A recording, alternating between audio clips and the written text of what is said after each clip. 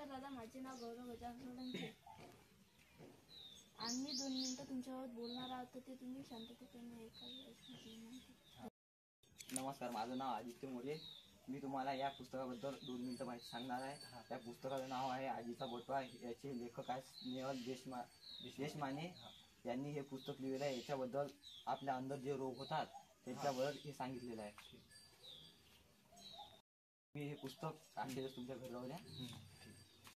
नमस्कार, माझे नाव आकांक्षा गजानन सोळंके. मी तुम्हाला एक प्रश्न विचारणार आहे.